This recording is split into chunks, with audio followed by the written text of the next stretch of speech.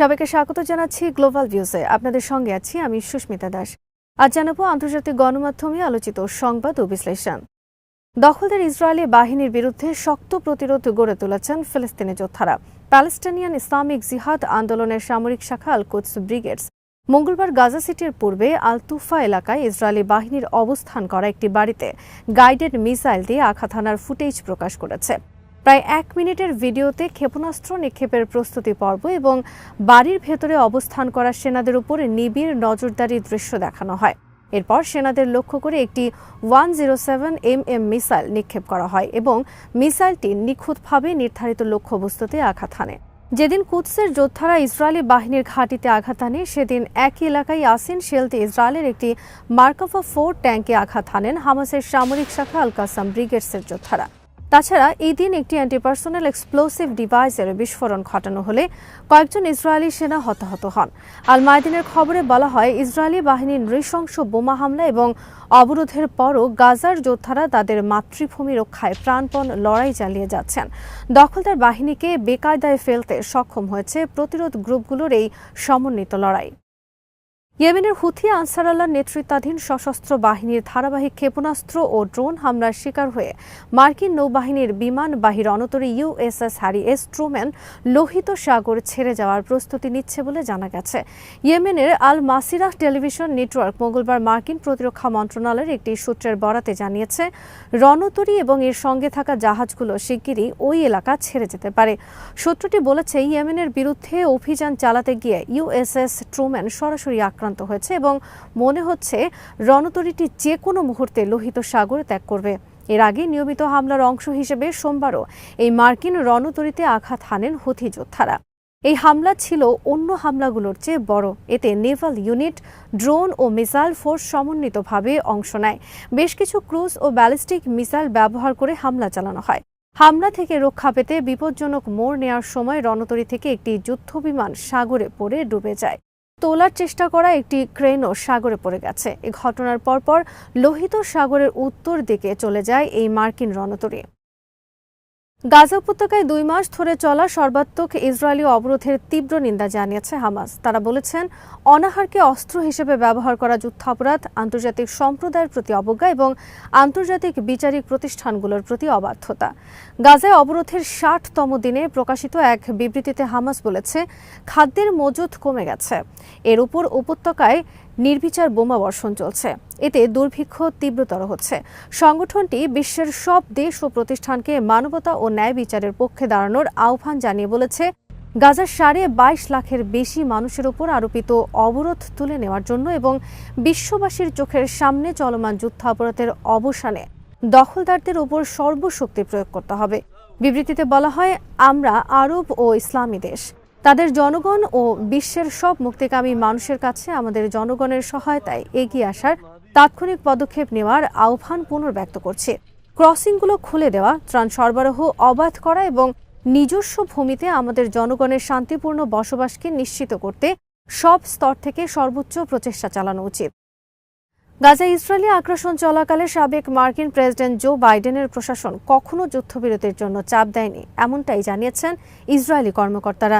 Israeli channel 13-এর এক বিস্ফোরক অনুসন্ধানে উঠে এসেছে, বাইডেন প্রশাসন ইচ্ছাকৃতভাবে গাজায় গণহত্যা অব্যাহত রাখতে ইসরায়েলকে নজিরবিহীনভাবে ছাড় দিয়েছে। এমনকি যখন আগ্রাসনের আর কোনো পরিষ্কার সামরিক লক্ষ্য অবশিষ্ট ছিল না, তখনও এই হামলায় সায় দিয়ে গেছে ওয়াশিংটন। ওয়াশিংটনের শীর্ষ কর্মকর্তারাও গোপনে স্বীকার করেছেন, এই আগ্রাসন ছিল লক্ষ্যহীন, শুধু হত্যার জন্য হত্যা, ধ্বংসের জন্য ধ্বংস। 9 জন বর্তমান ও সাবেক মার্কিন ও ইসরায়েলি কর্মকর্তার সাক্ষাৎকারের ভিত্তিতে তৈরি প্রতিবেদনে উঠে এসেছে এই ভয়াবহ চিত্র। যুক্তরাষ্ট্রে সাবেক ইসরায়েলি রাষ্ট্রদূত মাইকেল হার্জগের বরাতে প্রতিবেদনে বলা হয়, ঈশ্বর ইসরায়েল রাষ্ট্রের প্রতি দয়া করেছেন যে এই সময় বাইডেন প্রেসিডেন্ট ছিলেন। আমরা 1 বছরেরও বেশি সময় ধরে যুদ্ধ করেছে, কিন্তু কখনো মার্কিন প্রশাসন আমাদের বলেনি যে এখন যুদ্ধবিরতি করো, কখনো বলেনি। এটা কোনোভাবেই স্বাভাবিক মনে করার বিষয় নয়।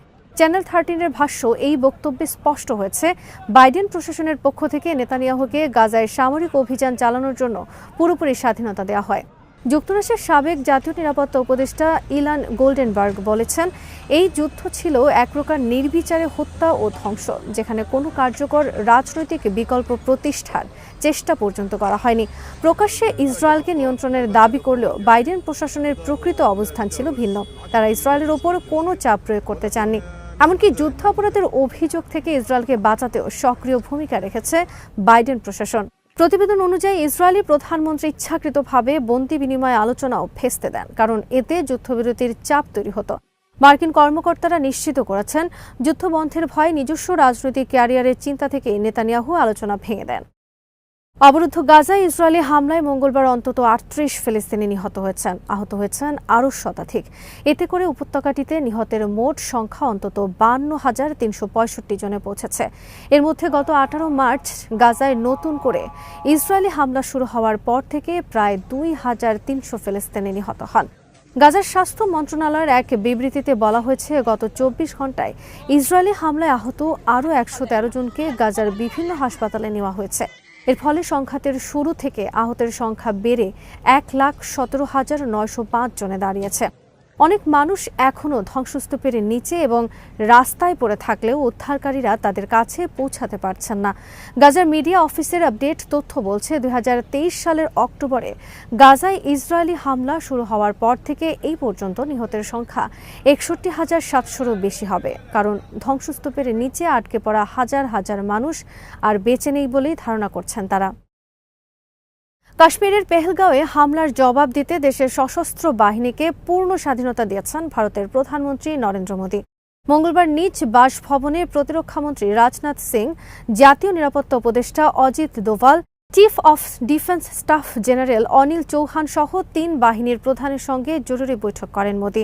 বৈঠকে মোদী বলেছেন, সেনাবাহিনী, বিমান বাহিনী ও নৌসেনারা যখন খুশি, যেখানে খুশি পেহেলগ্রামে হামলার বদলা নিতে পারে। কোথায় কিভাবে হামলা চালানো হবে, কিভাবে পরিকল্পনা করা হবে, সেই সংক্রান্ত বিষয়ে কোনো বাহিনীর হাত পা বেঁধে রাখা হবে না। এদিকে সূত্রের বরাত দিয়ে এনডিটিভি জানিয়েছে, কাশ্মীরে হামলাকারীদের বিরুদ্ধে সামরিক পদক্ষেপ নেওয়ার ক্ষেত্রে সবুজ সংকেত দিয়েছেন মোদী। এদিকে পাকিস্তানের পররাষ্ট্রমন্ত্রী ইসহাক দার বলেছেন, পাকিস্তান ভারতে আগে হামলা করবে না, যাতে প্রতিশোধ নেওয়ার অধিকার রাখতে পারে। মঙ্গলবার সিনেট বক্তৃতায় ভারত পাকিস্তানের সাম্প্রতিক উত্তেজনা এবং পাকিস্তানের কূটনৈতিক তৎপরতা নিয়ে এমপিদের অবহিত করেন তিনি। ইসহাকদার বলেন, পাকিস্তান ভারতকে একইভাবে পাওনা বুঝিয়ে দেবে, কিন্তু আগে হামলা শুরু করবে না। তিনি জানান, এ নিয়ে আমরা সৌদি আরব, সংযুক্ত আরব আমিরাত, কাতার, চীন, যুক্তরাজ্য, তুরস্ক, আজারবাইজান, কুয়েত, বাহরাইন ও হাঙ্গেরির পররাষ্ট্রমন্ত্রীদের সঙ্গে কথা বলেছে। চরম সংকটের সময় পাকিস্তানের প্রতি স্পষ্ট সমর্থন প্রকাশের জন্য দার, চীন ও তুরস্কের প্রশংসা করেন পররাষ্ট্রমন্ত্রী। এর আগে পাকিস্তানের তথ্যমন্ত্রী আতাউল্লাহ তারার সতর্কবার্তা দেন, তাদের কাছে বিশ্বাসযোগ্য গোয়েন্দা তথ্য আছে যে ভারত আগামী ২৪ থেকে ৩৬ ঘণ্টার মধ্যে পাকিস্তানে হামলা চালানোর পরিকল্পনা করছে। তিনি বলেন, যে কোনো আগ্রাসনের জবাব কঠোর ভাষায় দেওয়া হবে। এছাড়া এই অঞ্চলে যে কোনো গুরুতর পরিণতির জন্য ভারত সম্পূর্ণরূপে দায়ী থাকবে।